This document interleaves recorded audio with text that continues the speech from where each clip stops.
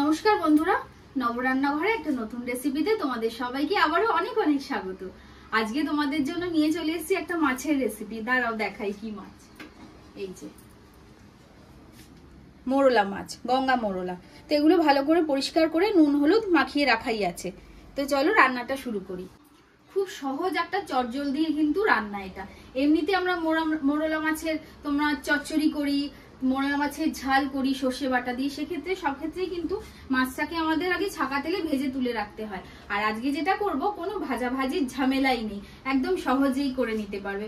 আর যেহেতু ভাজতে হবে না, তেলও কিন্তু খুব অল্পই লাগবে। তো চলো সোজা রান্নায় যাই। দেখো আমাদের লাগছে কিন্তু আলু। তো আলুগুলোকে আমি ভাজার মতো করেই কেটেছি, কিন্তু একটু মোটা মোটা আছে। তো আলুগুলোকে ধুয়ে রেখেছি, দিয়ে দিচ্ছি একটা গামলার মধ্যে আলুগুলোকে। আলুর মধ্যেই দিয়ে দিচ্ছি পেঁয়াজ কুচি, নুন, হলুদ গুঁড়ো, জিরে ধনে গুঁড়ো, লঙ্কা গুঁড়ো। অনেকটা লঙ্কা দিচ্ছি, একটু ঝাল ঝাল হবে রান্নাটা।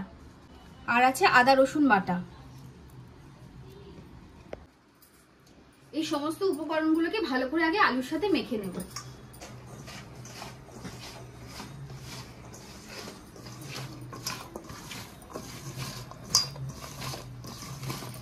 এবারে এর মধ্যেই দিয়ে দিচ্ছি নুন হলুদ মাখিয়ে রাখা মোরলা মাছটা,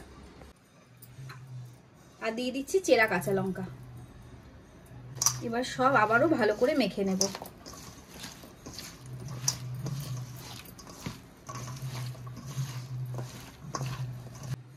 তেল বসিয়ে দিয়েছি, তেল গরমও হয়ে গেছে।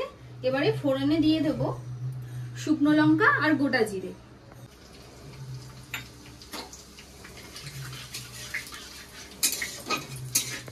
এবার এই যে মাখিয়ে রাখা মাছ আর আলুটাকে কড়ার মধ্যে দিয়ে দেব।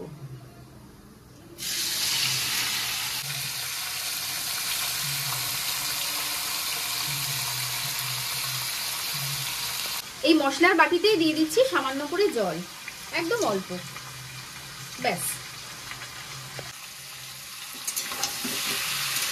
এটাকে ভালো করে একটু নেড়ে চেড়ে নেব। খুব সহজ আর চটজলদি একটা রান্না।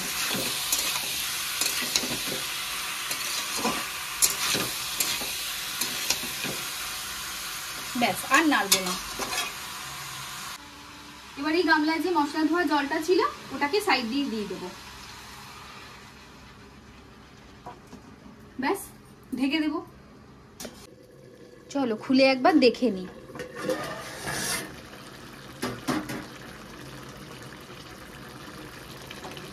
মাছ থেকে তো প্রচুর জল বেরিয়েছে। ওপর থেকে না এবারে একটু চিনি দিয়ে দিচ্ছি। মাখানোর সময় চিনি দিইনি, তাই এখন চিনিটা দিয়ে দিলাম।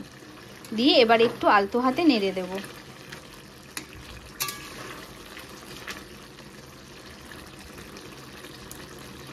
আলু সেদ্ধ হয়ে গেছে, আর মাছ তো দেখার প্রয়োজনই নেই, একদম নরম মাছ। এই দেখো মাছও সেদ্ধ হয়ে গেছে।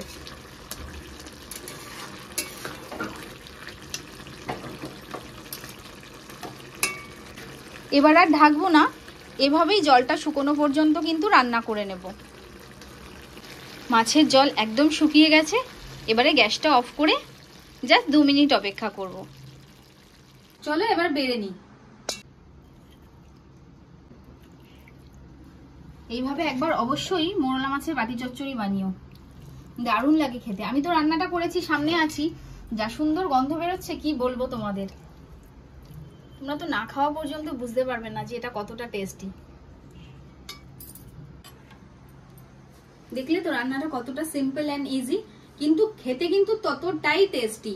তোমরা অবশ্যই রেসিপিটা ট্রাই করো, আর আমাকে কমেন্টে জানিও যে রেসিপিটা তোমাদের কিরকম লাগলো। যদি ভালো লেগে থাকে তাহলে অবশ্যই একটা লাইক শেয়ার করে দিও। আর যারা চ্যানেলটাকে এখনো সাবস্ক্রাইব করোনি, অবশ্যই এরকম ভালো ভালো সহজ সিম্পল রেসিপি দেখার জন্য চ্যানেলটাকে কিন্তু সাবস্ক্রাইব করে দিও। তো চলো সবাই খেতে থাকো আর খাওয়াতে থাকো, আর নবর রান্নাঘর দেখতে থাকো। তো দেখা হচ্ছে অন্য একটা রেসিপির সাথে অন্য আরেকদিন। টাটা।